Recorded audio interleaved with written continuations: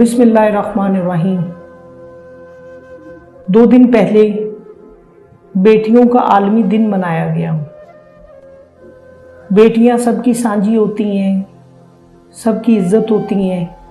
ये बातें आपको पाकिस्तान जैसे माशरे में सुनने को मिलती हैं, लेकिन ये भी सच है कि बेटियों को 90% उनके हकूक़ से महरूम रखा जाता है। ना उनको खुराक ठीक तरह से दी जाती है, ना वो अपनी मर्ज़ी से तालीम जारी रख सकती हैं, ना वो अपनी मर्ज़ी से पढ़ाई कर सकती हैं, ना वो अपनी मर्ज़ी का प्रोफेशन ले सकती हैं, इवन कि वो अपनी मर्ज़ी से शादी भी नहीं कर सकती। अगर हाई प्रोफाइल केस हो तो बेटियां नूर मुकद्दम बनती हैं, सारा बनती हैं, और अगर लो प्रोफाइल केस हो तो चूल्हे फटते हैं, छुरियां चल जाती हैं, कत्लो गारत होता है, और बेटियों को चपेड़ें, मुक्के, घूसे ये ससुराल वालों की तरफ से बर्दाश्त करना पड़ता है। और अगर बेटियां शादी ना करना चाहें, अपनी तालीम को जारी रखना चाहें, अपने कैरियर को परस्यू करना चाहें, तो उन पे प्रेशर होता है माशरे की तरफ से भी और घर वालों की तरफ से भी। और अगर वो चुप करके घर बैठ जाएं तो देन भी माशरे की तरफ से उसको प्रेशर का सामना होता है। अगर वो ब्याह दी जाएं तो फिर भी उसके ऊपर माशरे की तरफ से, उस ससुराल वालों की तरफ से प्रेशर होता है। अब वो प्रेशर किस किस्म का?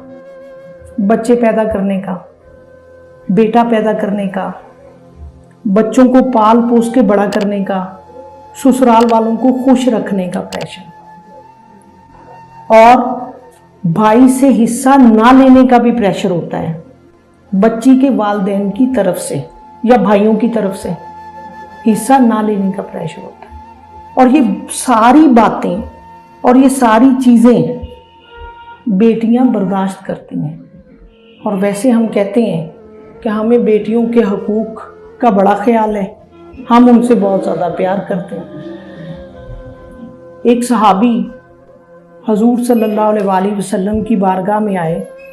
हजूर सल्लल्लाहु अलैहि वसल्लम ने औलाद के बारे में बराबरी की सतह पर उनको डील करने का हुक्म दिया है।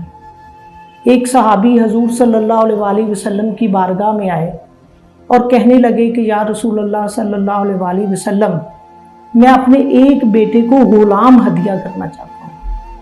तो आपने उससे पूछा कि तुम्हारे कितने बेटे हैं? उसने कहा कि मेरे 2 बेटे हैं।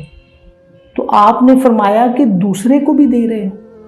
उस वक्त गुलाम की बड़ी कीमत हुआ करती थी। तो उसने कहा कि नहीं, मैं दूसरे को नहीं दे रहा। तो हुजूर सल्लल्लाहु अलैहि वसल्लम ने फरमाया कि तुम जुल्म कर रहे हो और मैं इस जुल्म पर गवाह नहीं।